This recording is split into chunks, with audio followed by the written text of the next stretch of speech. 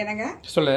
இப்போ என்ன செய்ய போறோம்னா நம்ம ஹெல்தியான ராகி ரவா உப்புமா செய்யலாங்க. சரி ரைட். சொல்லு. என்ன வேணும்னா ஒரு கப் ரவை எடுத்துக்கங்க. ஒரு கப் இது கேழ்வரகு மாவு எடுத்துக்கங்க. அது தாளிக்கிறதுக்கு என்னன்னா கடுகு, உளுத்தம் பருப்பு, கடலை பருப்பு, கொஞ்சம் மலாட்டையும் கொஞ்சம் இது முந்திரி பருப்பும் போட்டுக்கலாம். காஞ்ச மிளகாய் ஒரு 3, அப்புறம் 2 பச்சை மிளகாய், கொஞ்சோண்டு இஞ்சி, கருவேப்பிலைங்க. இதெல்லாம் தாளிக்கிறதுக்கு வெங்காயம் ஓகே வெங்காயம் இதெல்லாம் தாளிக்கிறதுக்கு. சரி இப்போ நம்ம எப்படி செய்யலாம்னு பார்க்கலாமாங்க? ரைட் ஓகே சரி. ஒரு 2 ஸ்பூன் ஊத்திக்கங்க.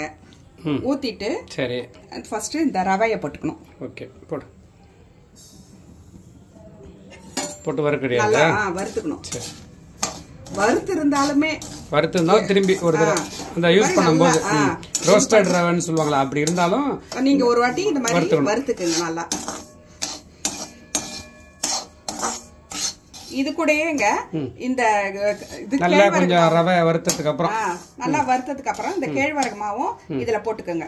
இதுவும் நல்லா வறுத்துக்கோங்க. வறுக்கணும். சரி சரி. இது நல்லா வறுத்துட்டேங்க நானு.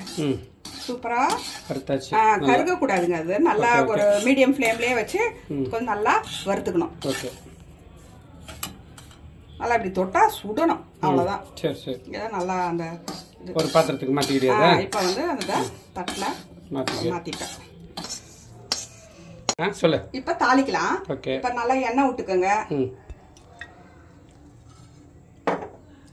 ஒரு 1/2 ஸ்பூன் நெய் போட்டுக்கோங்க.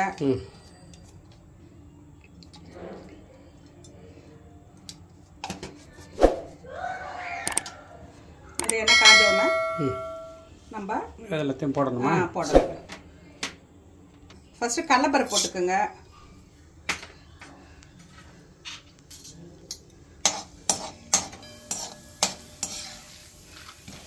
அடுத்து உளுத்தம் பருப்பு போட்டுக்கோங்க.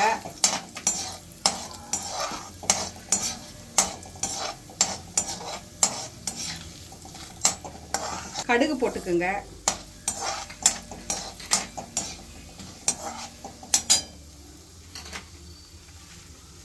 ஒரு 3 காஞ்ச மிளகாய் குட்டி குட்டியா இருக்குது.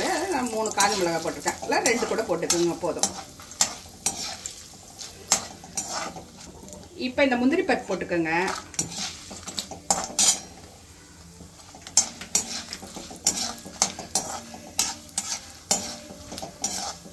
இந்த மலாட்டையை போட்டுக்கோங்க.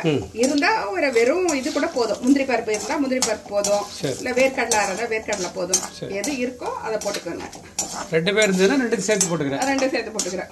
Okay okay. இப்போ நல்லா பெருங்காயத்தை போட்டுக்கலாம். கவர்ந்த உடனே வெங்காயத்தை போட்டுக்கோங்க.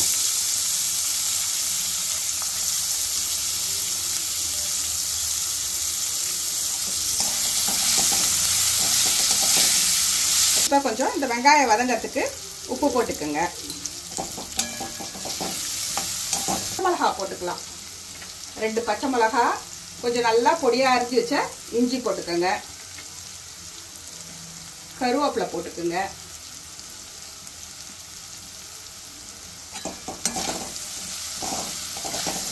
நம்ம எப்படி உப்புமாவுக்கு செய்கிறோமோ அதே மாதிரி தான் இது கேழ்வரகு மாவு சேர்த்து செய்கிறோம். இப்ப என்ன பண்ணோம், இப்ப எதாவது எடுத்தோமோ அதாலேயே தண்ணி ஊத்தணுங்க. எந்த அளவுல எடுத்தீங்களோ அதிலே ஊத்துங்க. 4.5 ஊத்திக்கலாங்க.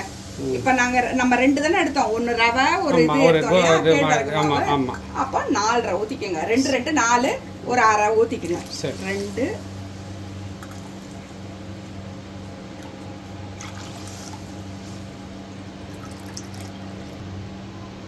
பண்ணிட்டு உங்களுக்கு தேவையான அளவு உப்பு போட்டுக்கோங்க. ஃபர்ஸ்ட் கொஞ்சம் வெங்காயத்துக்கு போட்டேன் இல்லையா, இப்போ இன்னும் கொஞ்சம் போட்டுக்கிட்டேன். உங்களுக்கு டேஸ்ட் பண்ணி பார்த்துக்கோங்க உப்பு கரெக்டாக இருக்கான்ட்டு. உப்பு வேண்டிய அளவு போட்டுக்கோங்க. கொதிச்ச உடனே அப்படியே கொஞ்சம் சிம்மில் வச்சுட்டு நீங்கள் இதை அப்படியே போட்டுக்க வேண்டியதுதான். கொஞ்சம் கொஞ்சமாக நம்ம உப்புமாக்கு அப்படியே பொறுமையாக போட்டு கிண்டுவோம் இல்லையா, கட்டிக்கிட்டே வராது அது மாதிரி கிண்டிட்டே. இப்போ சும்மா இது மேலன்ட்டா கொஞ்சோண்டு எண்ணெய் ஊற்றிட்டுங்க. விட்டுட்டு ஒரு 10 நிமிஷம் நல்லா மூடி வச்சிடணும்.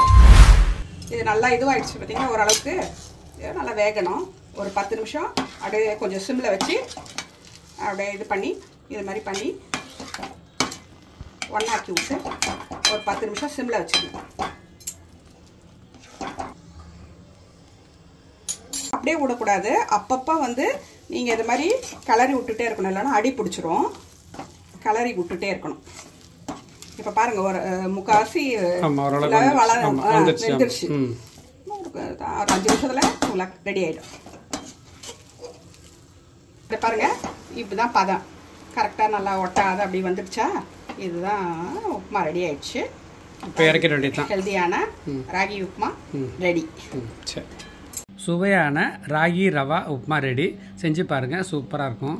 அதுக்கு இந்த மாதிரி ஒரு சட்னி வச்சுக்கிட்டு சுற்றி வச்சுக்கிட்டு இப்படி அப்படியே நடுப்புற ஒரு தீவு மாதிரி வச்சு சுற்றி தண்ணி விடுற மாதிரி இதை விட்டுட்டு எடுத்து அப்படியே ஸ்பூனால் எடுத்து சாப்பிடுங்க. செம்மையாக இருக்கும்.